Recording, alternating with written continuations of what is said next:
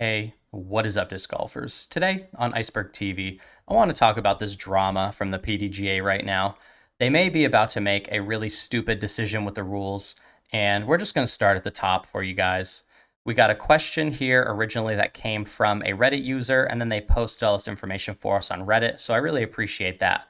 So the original question was, I'd seen a few shops start to offer hot stamps as an add-on to your order. It made me curious, since a lot of hot stamps you can feel if it would be legal for PDGA sanctioned events. It turns out it's not, was the conclusion that they came to. And they posted the email reply that they got from the PDGA Rules Committee. So Mike Krupika wrote back and said, post-production changes to a disc are limited. You can use an ink or a dye which absorbs into the plastic to add your identification or other graphics to the disc.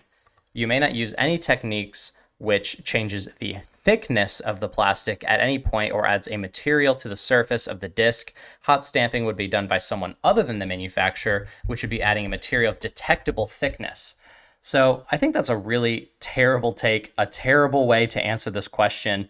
And now a lot of people are really curious, are they allowed to throw their hot stamp discs in tournaments? There's a lot of confusion surrounding this. And this is something that really took off and a lot of eyes are on it.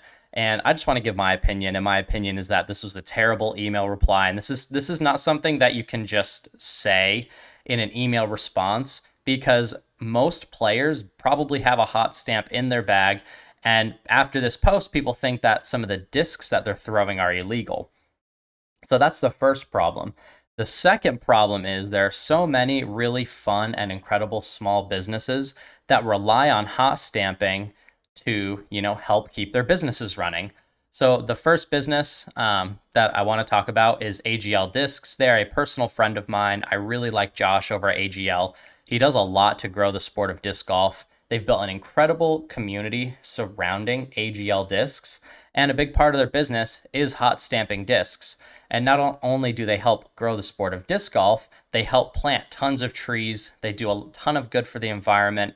They use a lot of recycled materials in their discs. And without that hot stamping business that they have on the side, or the hot stamping business that they do through AGL, a lot of those profits go into running all of those projects that they're doing.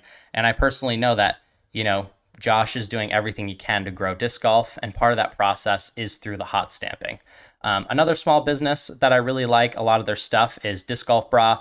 Really fun business that does a ton of hot stamping, really cool stuff. But you can see up here, they posted on Instagram, they're like, hey, PDGA, is this detectable thickness? Look at that. That is not affecting anything. There's no amount of actual weight there. There's no detectable thickness to the disc. And I think it's just a terrible way to look at it. Making this illegal would just be so stupid.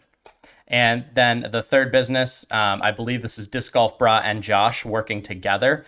They own a hot stamping business. So this business would no longer be thriving either, but they sell, stamping machines, they're selling foils, and these are small businesses that do a lot to help grow the sport of disc golf. So I think you're hurting the players, because then they have to buy discs that don't have hot stamps on them so they can continue to play tournaments. And then you're also hurting the small businesses that do hot stamping. So terrible take from Mike here. Not a very wise email response. We have no official change to the rules yet, but I'm really curious to see how this develops and what's to come. But I wanted to put you guys on to what's actually going on with this, and I'll give you all the information that I know so far. I was in conversation with Disc Golf Bra a little bit, and I'm sure I'll talk to Josh about it as well, because they're two guys that I know they're the two people that I know that do hot stamping. So I figured those would be the first two people that I would ask about it. So if there's any updates, I'll do a follow-up video on this. And if we see a big rule change where you have to start taking your hot stamps out of your bag, I think that would be stupid, because if this case is true, and another thing that makes no sense about this is that if you get, let's say, you're someone like Simon Lizotte, you get your putters from the factory and they have a stamp on them.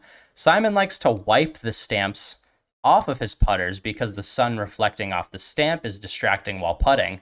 This would also become illegal in these circumstances. So I just think across the board that this is stupid. So whether you're putting a stamp on or wiping a stamp off, you're now making that disc illegal.